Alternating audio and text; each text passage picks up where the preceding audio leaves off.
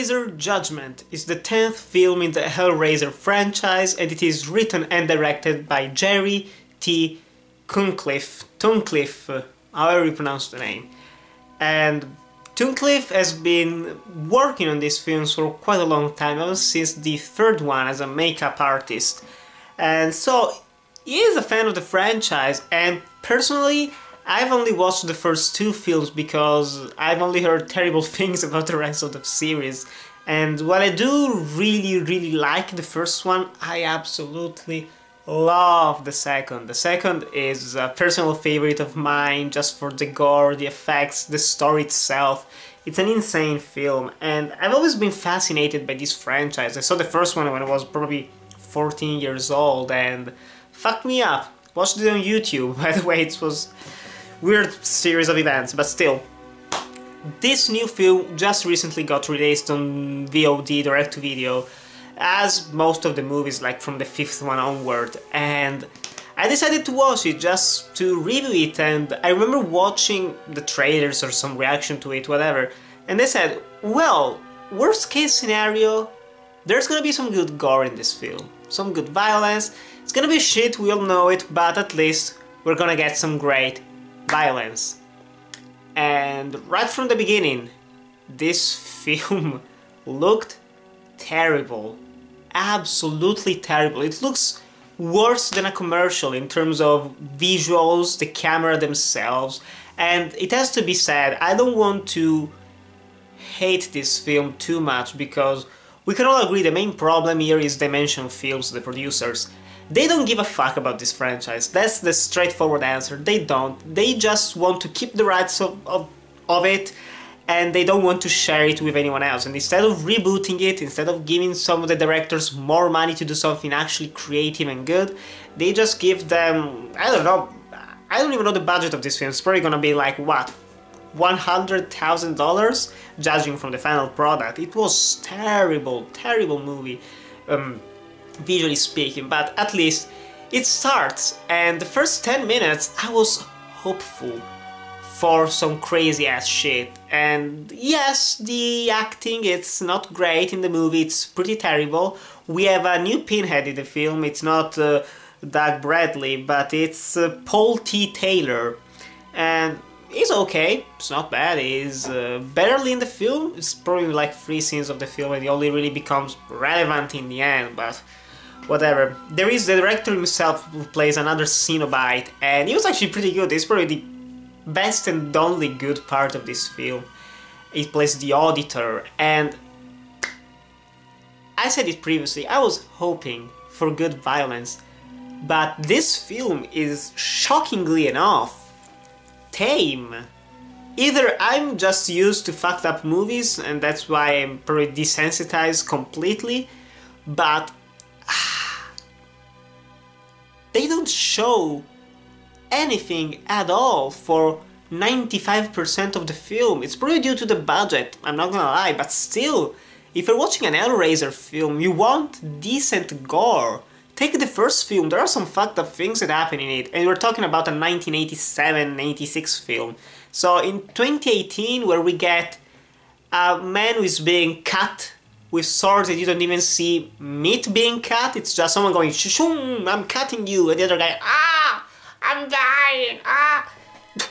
I'm like, we want to actually see the freaking body being cut in half. And I know this sounds weird saying it out loud, but that's the, let's be honest, that's the only real reason why we watch this film. It's for the Cenobites and the gore, and this film has gore technically speaking, but in reality there is pretty much nothing of it. At least what little they do practically, but then the film becomes this terrible Seven knockoff with a shit ton of religion imagery and references that just come out of nowhere and make no sense.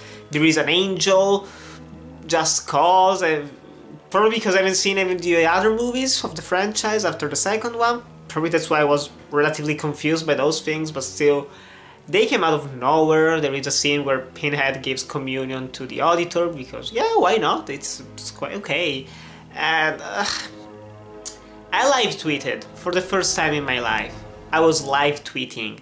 So if you want, you can check out what I wrote, but it was boring, terribly boring.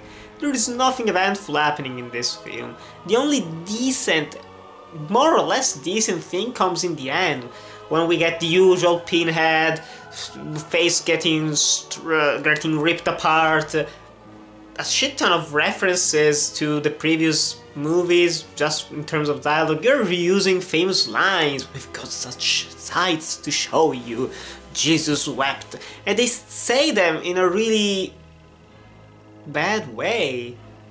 I mean, the first time I saw the first Hellraiser film, the Jesus wept moment, it was fucked up. I was like, even today I watched the scene, I'm like, makes no sense, but it's disturbing. It gets under your skin. It actually, let's say, it makes you think about even the meaning of that scene, and it works, it's effective. Here it's used pretty much the same exact context, but it's said in such a weird way, it's cut too fast, and the editing. Woo boy! Editing and sound design.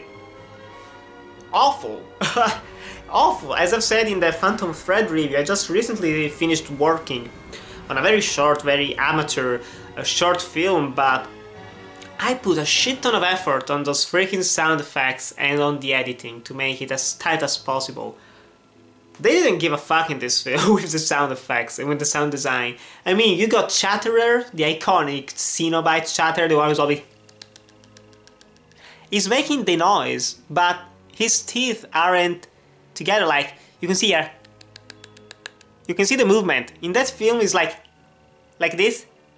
Not doing anything, but you still hear the iconic sound. Makes no sense, makes no sense. Two people are in a car, they're talking, the windows are closed, and still there are freaking birds chirping as if they were inside the car. The birds are outside, they shouldn't be as loud. There are a lot of those moments, and there are some YouTube sound effects, and it's like watching, I don't know, whatever, cinema scenes and whatnot with the toom, toom, toom. Whoa, it was terrible, and the ending itself, again, makes no sense. Awful, awful, awful, and boy, I hated myself for those 81 minutes, which felt way longer than that. It is an uneventful film, the story is non-existent, the direction, I mean, you can see that the director cares, but he has no talent behind the camera with him, no talent in front of the camera, and not even the right budget or time to make a decent film. So maybe if he had, I don't know, a couple $1 million, he could make something good, decent. But I want to see a great film in this franchise again, so I might even watch the rest of this franchise, at least the third and fourth one that were theatrical releases. But guys, Hellraiser Judgement is, yeah, so right now it's the contender for worst film of the year. I hated it completely. But still, guys, if you watched Hellraiser Judgement, do you like or do you dislike it, and which is your favorite entry in the Hellraiser franchise? Tell me in the comments below. Thanks for watching, to like, comment, subscribe, and I'll see you in the next video.